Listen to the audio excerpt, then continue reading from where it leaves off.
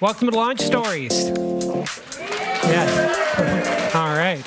We're all about connecting and educating Chilliwack entrepreneurs, and those entrepreneurs from outside of Chilliwack we respect and encourage as well. Studio C at Cowork Chilliwack is located in the traditional unceded territory of the Stalo people. And thanks to our sponsors for helping us put these monthly events on, the Chilliwack Economic Partners, the Chilliwack Innovation Network, and the Chilliwack Chamber of Commerce. Let's have a hand for those folks.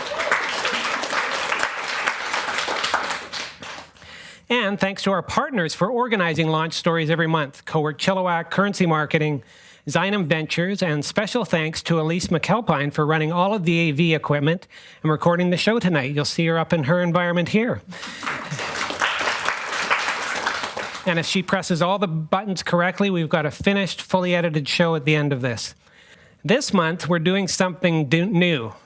Rather than digging into the career of a local entrepreneur, we're holding a special Launch Stories launch party. So I think we even have a light cue coming for that. Yes, there we go. In fact, we're here to launch Northsocial.ca, a Canadian-owned social network platform, social media platform. Thank you. I'm thrilled to introduce you to our three guests from Zynim this evening. Please give a warm Launch Stories welcome to Colin Schmidt, Kalvin Morrow, and Brenda Currie.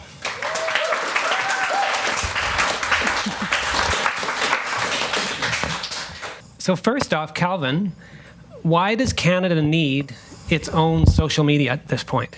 Well, I think the most important thing is that current social media platforms, they're not designed or built for Canadians. They're built for profit. They're built for surveillance. They're built for corporate influence for companies in foreign countries. And we want to make sure that we have our own data and our own privacy here.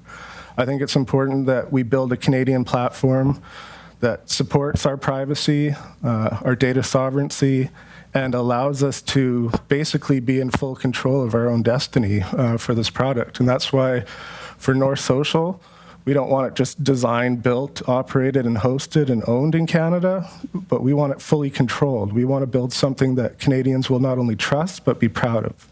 Something that represents Canadian values, voices that will set us up for our future. On that note, has it been challenging to actually find the infrastructure and to actually do this in Canada? Very much so. And I think that's an important point, is that people don't realize that a lot of the social media, whether it's Facebook or X or other, it's not hosted in Canada. Yeah, it's delivered here, but it could be turned off at any time. And as Canadians, we're not necessarily benefiting from it. It's not benefiting our economy that much. And again, we need to take our own destiny into our own hands, and that's exactly what we're trying to do. Hear, hear. So Brenda, why now? They just did a survey from the Canadian media producers, and 90% of Canadians want their own social media platform. So we have approximately 85% of people in Canada that want to buy Canadian. And there's about 45% that want to accelerate that. So I really feel that it's the time for this. It's overdue. We have to start looking at the barriers coming down provincially. So there'll be a lot of trade. Businesses need a platform to put their businesses on. We need Canadian culture and the arts and all that sort of stuff on our own social media platform. Mm-hmm. And so I think that we are in the perfect storm for that, because it's the right time with everything that's going on in the world. We have to become more independent as Canadians, and we have to have our own social media platform. That's the way I feel about it.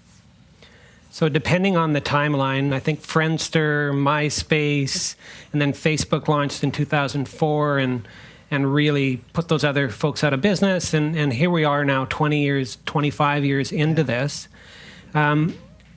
When you think of what you're doing with North Social, is it more Facebook? Is it more Twitter X? Is it Instagram? What have you taken from and what are you doing? Yeah, great question. And what I love about this opportunity is that we actually get the benefit of hindsight. The others all kind of had to try something and then get stuck in their groove. And then furthermore, then they get disrupted. So they grab some of those features, but they don't want to lose their core audience. So they kind of wedge it in there, right? So we get to take a look at what's working well for people today across the different feature sets. And we're able to say, hey, this is the feature set that across all of them makes the most sense from a user's perspective. And put the user first. So just some examples of, it's going to be your friends aspect, but it's going to be your friends if you both follow each other. It's not going to be a friend request and, oh, you're not my friend because I didn't accept it. It's just, do I follow you, or do I follow each other, right? But once you are both following each other, it does unlock that private layer of visibility, right, that you otherwise wouldn't have. But all of that goes into your feed, okay? And your feed is just your feed. There isn't any display ads in there. There's no advertising of any sort. And it isn't even other content that AI thought you might be interested in today because you stopped for just a moment too long on that one thing that caught your attention, and now Facebook won't forget it, okay? So those sorts of things aren't there. It's sort of back to grassroots stuff for your core feed. But then you could click on Discover after you're kind of scrolled through all of those friends' pictures that make it clear that they're on their third vacation on some warm tropical island this December. And you can click on Discover, and you can then from there see basically a mix of what is the most popular content within your own network. And then what's the most popular content across the country mixed in. Okay, so that's the Discover page. And then, advertisements. The thing is, people buy stuff. And when they want to buy stuff, you're usually going to go looking for it. So what we do here is you basically go to the deals page, and you're then able to actually be in that advertising space, but you opted into that instead of us putting it right in your face. So hopefully just those three examples paint the picture of how we really want to approach this with a different attitude than how the other competition has done it for 20 years and have really even some different business models driving it. I mentioned it, but you've got Meta, who has Facebook and Instagram, Google with YouTube, Twitter, X, TikTok is the most recent entry. And I know there's Canadian sentiment right now that is very much buy local and so forth, but thinking long term, how do you feel you're going to compete against these behemoths? Yeah, the nice thing about playing in a niche in Canada on the global stage as a niche is that you can own that niche, okay? It's not like we're going to have Facebook disappear in Canada. That's not the goal here. We aren't anti-anything. We're just pro-Canadian. So if there's going to be use cases and things you want to do where you're going to be drawn to this, it's like your farmer's market. The farmer's market doesn't put the large grocery stores out of business, right? But at the same time, they still thrive. Okay, so there is room for these niches, and the truth be told, the number of 30 million Facebook users in Canada, I believe, that's not a small niche to play in. And Kalvin, today is launch day, April 15th, 2025. If you were this day in 2026, what would you deem to be a success? You must have some crystal ball that you've been looking into and hope to have X amount of users or something like that, but what does the team feel would be a success? Well, I think if we can support, again, all Canadians, again, we're not anti-anything. We're just pro-Canadian. We want to support everyone in every province. We'd like to have engagement. We'd like Canadians to have that platform that they can ensure that their privacy is protected and that they trust. But it's also to build jobs and to help boost our economy. If we're successful, this thing could make a lot of money that we can put back into communities, that we can hire a lot of people, and we can help fuel our tech boom up here in Canada. So for me, that would be the objective. If people trust it, they feel safe, and we're employing people, that's what I'd like to do. Well, let's talk about each of your involvement, starting with Colin. Why Northsocial? You're the CEO and the CTO. Tell us a little bit about you and what you bring to the table. Yeah. So basically, rolling the clock back along to about the late 90s, I spent 4 years just doing pure research, not even development, just peer research into designing a database management system from scratch. That has evolved over the years. There's 25 years of R&D into that database platform now. And it's not just a database, it's a web server, it's its own programming language, native code content management system, all of the components you need to build web applications and be a back-end server for apps on your phone today is all there. So I got excited about this project because we've built some really large global enterprise solutions, but we haven't done anything where we're dealing with Twitter X style 500 billion data points. So the opportunity here to challenge what Canadian-owned infrastructure and what Canadian-owned software, literally from the ground up, we're not going to necessarily get into developing our own operating system quite yet in the first year, but above the operating system, the entire stack is actually Canadian architecture, Canadian-owned. Wow. Kalvin, you also have a unique history. Tell us what you bring to the table and why you're excited about being part of North Social. Well, my background, I come from gaming. I've worked on some of the largest games and gaming communities at the time. We're talking hundreds of millions of users. I've helped lead creative direction, monetization, community support. And for me, this project really just brings everything together. I mean, and I'm also Canadian, and I'm passionate about supporting our economy right now. So bringing those things together, bringing my expertise of growing and building large communities is what I'm passionate about. Do you mind name dropping a couple of them? Because they are impressive. Oh, sure. Yeah, I've worked for Disney, Club Penguin about 10 years ago. I think we had at times over 150,000 concurrent users with, I can't even remember the player counts, but it was well over the hundreds of millions of players. I worked on the top grossing app at Hasbro called Dragonvale. Again, it'd make significant amounts of money. It was the top grossing app on the planet for a couple of years. Outside of that, I've worked for Nexon Publishing, which was the company that basically created the free-to-play business model for gaming. So lots of monetization experience at Fortune 500 companies. I'd also been running a company called Pocket Pinata the last 5 years. We're about 35 people in Vancouver, kind of boutique but high-end game development service. So we want to bring all that. And as part of our platform, we also do want to get to gaming at some point. So I'm excited to get there as well. That's incredible. Brenda, how about you? I come from a sales background, so that's kind of my niche. I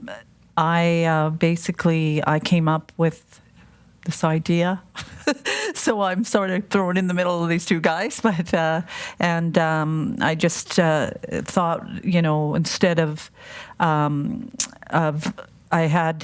what happened was that I sort of got intrigued by Buy Canada. So one day I just decided I would visit all the grocery stores and see if people were actually really buying Canadian products. And yes, they were. And I could overhear them say, "Yeah, no, we're not going to buy that. We're buying the Canadian one."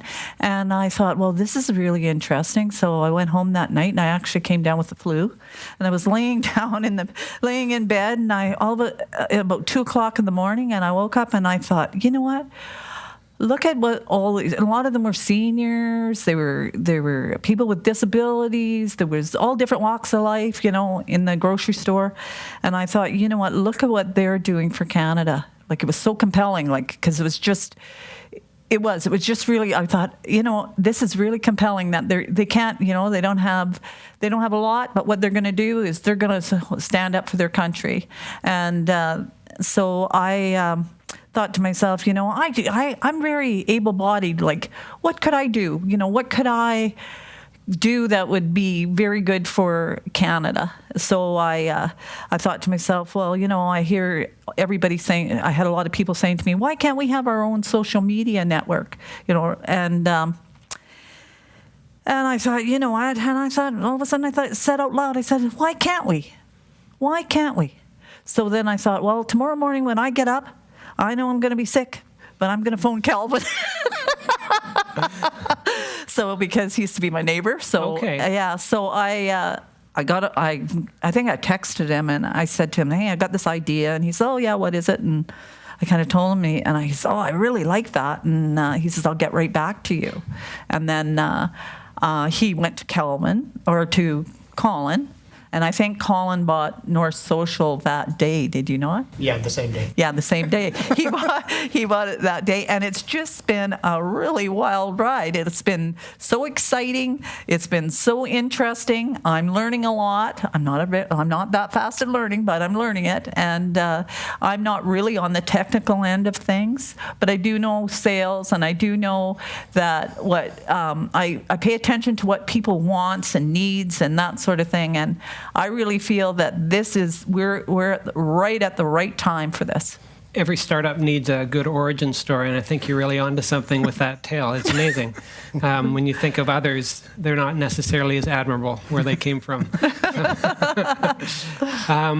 Colin, who else is working on this? What I love about this company is that nobody controls it individually. Zynim, as one of the parent companies of Zynim Media, doesn't have a controlling stake. It's a large team, and a bunch of them are here today. A bunch of them aren't able to be here today because they're from out of town. But I do want to I can't name everybody, but a few people that I do want to talk about.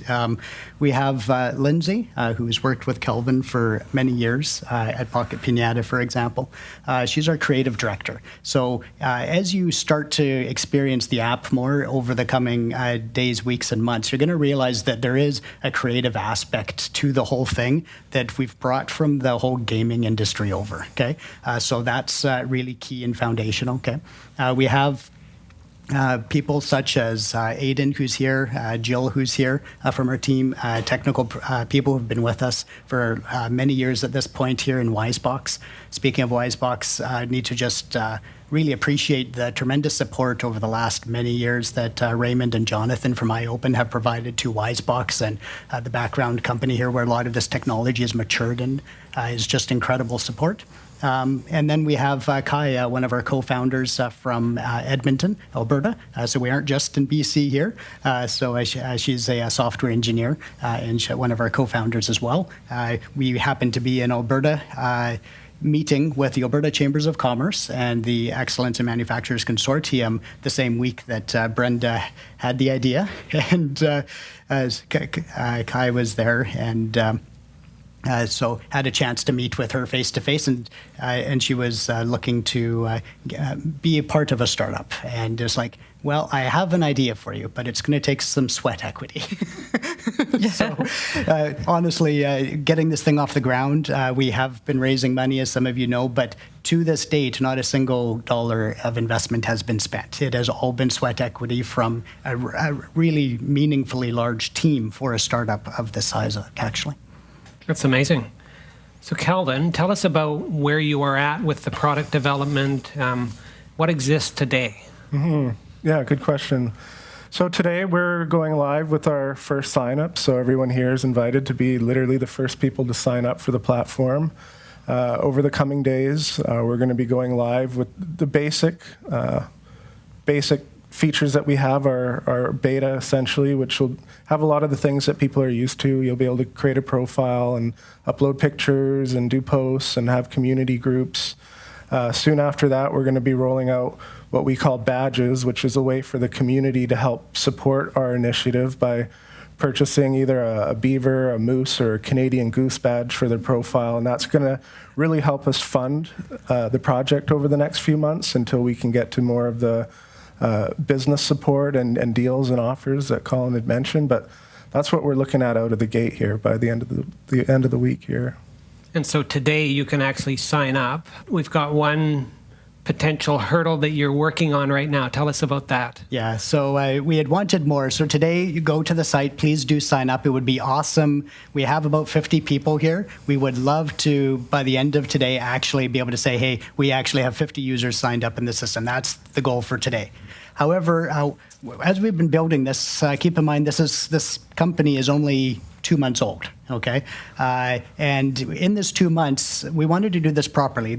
We've seen a number of organizations that maybe have tried something similar, and they just sort of went at it out of the gate. But we made sure we got incorporated and actually are dealing with things like an insurance. And speaking of insurance, our insurance broker this morning did not give us the go-ahead to go live with all of the features. So we're dealing with the sign-ups today. We would love it for you to sign up, but after the sign-up process, we'll give you a little message that we're hopefully 24 to 48 hours away from getting the go-ahead.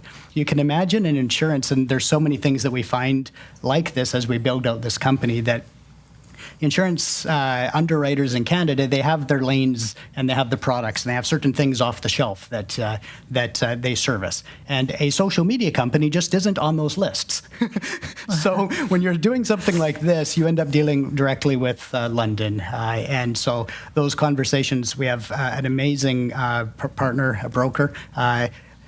My sister, Alana, is the COO of MHK Insurance in Alberta. And her team has been phenomenal and just working around the clock on this. You can imagine the hours you work when you're talking to London day after day to negotiate this sort of thing for us. So we're getting close. That's the message, very close.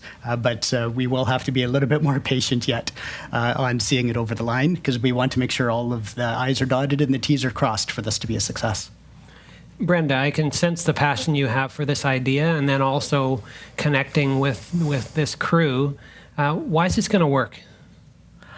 Well, I think that because of just the Canadians want to buy Canadian. They want to be independent. They want to just all the different value that it brings, especially with the trade barriers coming down provincially and that sort of thing. They're going to need a tool to be able to sell their products online. And I think that with the way everyone is feeling these days, I think that this is going to be a success. I really believe that.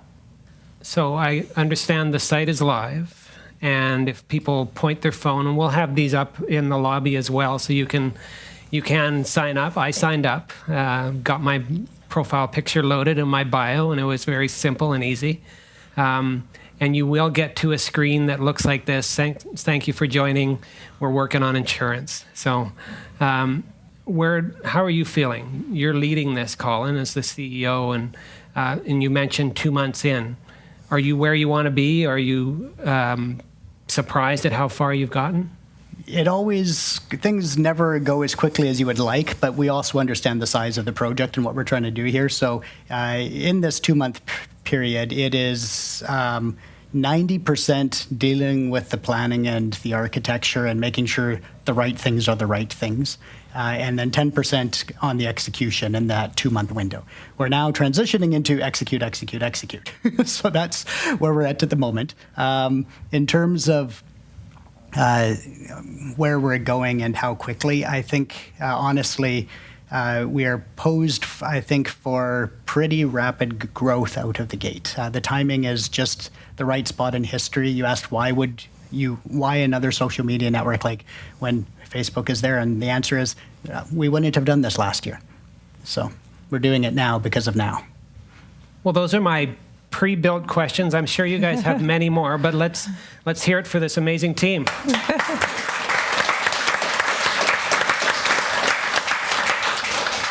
I did a switcheroo on Brenda to number 5, so I'm just going to make sure that we have number 6 for a wireless mic here. And that's on. Any questions? We've got one from Joe. This is on? Yeah. Congratulations. I think it's a great idea. We started a digital business news platform last October and took off. We didn't expect it. And we're now getting over 60,000 daily views on our platform. We'd like to promote this. Yeah. So I'll provide you information, and this is a good deal. But it also shows that you're on the right track, because we realized that business news was just depleted. So ours is largely Canadian, but it has a North American platform. Question, can U.S. citizens join? Actually, no. On sign up, you have to verify you are a Canadian resident. And, Excellent. Excellent. That sign-ups will be blocked to Canadian IP addresses, actually. All advertisements will require a Canadian credit card with a Canadian address, actually. You won't be able to buy anything on the platform or influence the ads, the search ads, whatever it is, has to be Canadian companies. Maybe it can be foreign-owned, but you have to be operating here, paying taxes. No, that's good. You stay in your lane. Yeah. Really good. Joe mentioned something interesting, news. Largely right now, local newspapers are completely blocked from posting on Facebook. Yeah. Is that something that's in your view and want to do something about? Huge part of it. We believe that really has hurt Canada, honestly. This is where we can certainly collaborate. Yeah. So that is a huge part of it. We want to give the media their users back. And that's the biggest part about that is allowing people to be able to share news stories and to be able to share that and not have it be blocked. It's something pretty simple, right? It's so simple, but it makes such a difference. Excellent. Anybody else have a question? There you go. How do you plan to deal with misinformation and disinformation? Because I think that has been probably the number one challenge for every single social media platform out there, is deciding, where do you draw the line? Are you going to cut out too much, or are you going to allow too much? Are you going to allow freedom for people to post kind of like X Twitter? Or, are you going to be a little bit more locked down? What are your thoughts on that? I think it's interesting to see how Facebook went from fairly locked down to opening up more and more recently. Is just an interesting trend to observe, but that doesn't mean it's the right way either. So we are going to be attempting with our algorithms and with the logic and the UX to really put the users in control. There is some good examples. Speaking about disruption, Blue Sky is doing a pretty good job in that regards. Had a good conversation with my sister Izzy about that just last week. So there's good inspirations there, but the key thing, honestly, is user control. We want to make sure that on a per user basis, when you report and block something there, that is going to have a bit of an impact on your experience. So that's going to take some fine tuning. These sorts of models take a lot of data, and we don't have that today. So we don't have the advantage that the existing players do. But it's absolutely, basically, other than scaling, it's number 2 on our list. There's no point dealing with it if you can't scale. And if I can just add to that as well, I mean, in our budgeting, we do plan to hire a lot of people to do moderation and to go through and review different posts. But again, our goal isn't to be political, to support one thing or the other. But we definitely don't want misinformation to spread, especially from outside of the country, where a lot of it's coming from nowadays. One quick follow-up. Do you plan to use AI at all to help with that? Absolutely. And the thing is, we need to make sure that we use AI as a empowerment tool to make our people more efficient versus replacing. Anyone who's looking for a race to the bottom it's no different than a price war. Nobody wins in a price war, right? So that's our view on AI. If you don't use it, you're not competitive. So it's a new reality. And therefore, yes, we use it extensively in our companies already. We'll continue to do so. But that is always about improving the productivity. And the goal is to be growing the team collectively. The digital workforce may just be a portion of that. Any other questions? We've got one at the back. I can run that back there. So, no, I don't need a microphone. We won't be able to hear your question without a mic on our recording. Thank you. Hi. So you mentioned you're planning to use AI within your app, but where are you going to be outsourcing that AI if the models are currently all based in US? How are you planning to source the AI models in Canada? So excellent question. On day 0, there will not be any AI running on the platform because we don't have that infrastructure in Canada yet to the extent we need it. So we have infrastructure partners that we're negotiating and talking with. There is government funding that is targeting AI infrastructure in Canada for data sovereignty on these topics. So we're working on that. We don't have the answers today, but we do recognize the importance of when our privacy policy says that your data is going to stay in Canada. That doesn't mean we send your data to AI in the USA in order to get an analysis to come back. So we're very cognizant of that, and we're on it. But and yes, we can run local AI at a certain scale here easily enough, right? We're talking at the scale we need to run this. That's where the problems come in today, that we honestly do have a lot more work to do as a country. This isn't an issue that's a North Social specific issue. As a country, we need to deal with this. We've got one over here. Can you pass that down? Thank you. Hi. Maybe Canada needs to have an AI company. Is that something that you could do? We actually do have some good AI companies. I think that it's not the skill, it's not the talent, it's not even the entrepreneurship spirit. The investment climate in Canada has traditionally been more risk adverse than our neighbors to the south. And that has hurt our economy in all industries, not just technology.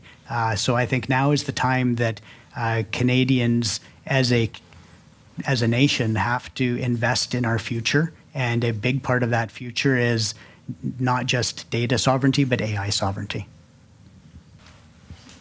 Brenda, I'm just kind of curious. You talked a little bit about trade barriers and like business to business, and you'd mentioned like briefly just like doing a survey of like businesses coordinating on the platform. Can you expand a little bit more on that, on like what you see as potentially like a business to business platform or development, a little bit on where you see, you talk about trade barriers provincially coming down, things like that. Where do you see like maybe a marketplace or something like that coming in? Well, this will have a marketplace on this, correct? For consumer to consumer. Yeah. So I just think that it'll be a good tool for people. Like I've phoned people on the East Coast, and they would like to sell their products in British Columbia. So I think that this would be a good way for all the different businesses, no matter what province you're in. It could be a very good tool for the businesses. Thank you. It might be worth mentioning that one of our connected companies through Wisebox and into Concourse Partners and in with conjunction with the Alberta Chambers of Commerce is working on supply chain solutions. Raghav here today is actually one of our developers has been developing the supply chain solution with some very cool underlying blockchain based on top of web technology that allows people to be participating in a network where you publish your supply chain data instead of putting it on someone else's platform. So we have our fingers in a number of different areas like that, trying to just move the whole industry forwards there, and it's a critical piece of the thing. We have chronically underinvested in our supply chains in Canada. Any more questions? Got one here. Early in the launch, are you planning on making suggestions for certain discussions for groups that might involve all of Canada? Well, I think that's a good question. That's definitely where our community support we want to have. We want people to be able to post. We haven't had any discussions about initiating those discussions on our side at the moment. But it's important, and I think people need a place where they can come together and solve those problems, so we definitely want to facilitate that. Well, I think that's it. Amazing job. This is our first launch party, and we came out of the gate with a great one. Let's hear it for our Zynim and Northsocial.